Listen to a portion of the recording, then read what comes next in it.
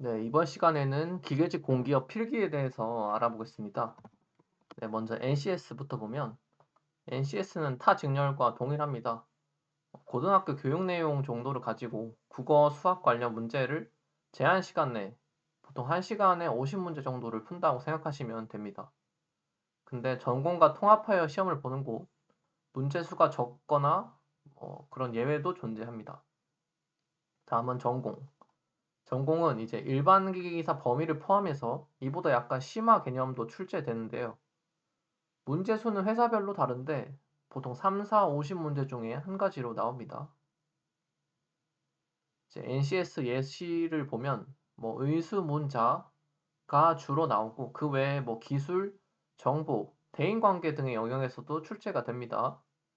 이제 크게 두 가지 유형이 있는데 첫 번째로는 모듈, 이제 산업인력공단의 NCS 출제 기준을 바탕으로 사전 암기를 요구하는 문제들. 그리고 두 번째로는 피셋인데 이건 사전 암기보다는 사고력과 논리력을 요하는 문제류로 공무원 7급 시험을 보통 기반으로 합니다. 근데 공기업에서는 그거보다는 살짝은 쉬운 난이도로 보통 출제가 됩니다. 그래서 예시로 보면 의사소통 능력이 이런 짧은 글을 읽고 이제 맞는지 보는 거. 근데 이거는 제가 그냥 임의로 만든 거라서 그런데 보통은 좀 더 비문학적인 지문이 많긴 합니다.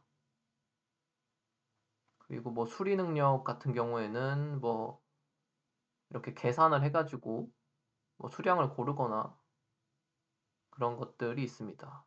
그리고 문제 해결 같은 경우에는 뭐 이런 것도 있고 이제 표를 보고 이제 증감을 이제 비교하거나 그런 문제들이 주로 나옵니다.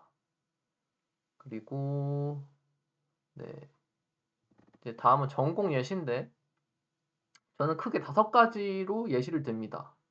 1번은 기본 계산, 2번은 심화 서술형, 3번은 심화 계산형, 4번은 암기형, 5번은 비율 조작형인데요. 이제 보시면 기본 계산형은 말 그대로 기본적인 계산입니다. 공식 넣자마자 바로 풀리는 거. 그래서 절대 압력은 대기압 더하기 계기 압력이니까 그 값을 넣으면 그냥 된다. 심화 서술형 같은 경우에는 랭킹 사이클의 효율을 높이기 위한 방법 이런 거를 준 다음에 이제 글을 써가지고 어떻게 한다든지 이런 게 심화 서술형이고 3번 심화 계산형 같은 경우에는 이제 계산인데 이제 2가지 정도의 식을 알아서 그거를 복합적으로 풀어내는 겁니다. 이제 이 문제 같은 경우에는 P는 T 오메가로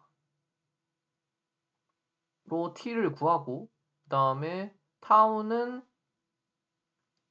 이 공식 이제 보통 T는 타우 ZP라고 하는데 그 공식을 T 값을 이용해서 한 번 더 구해주는 겁니다. 보통 이런 게 계산이 조금 더 있는 문제죠. 그리고 이제 암기형.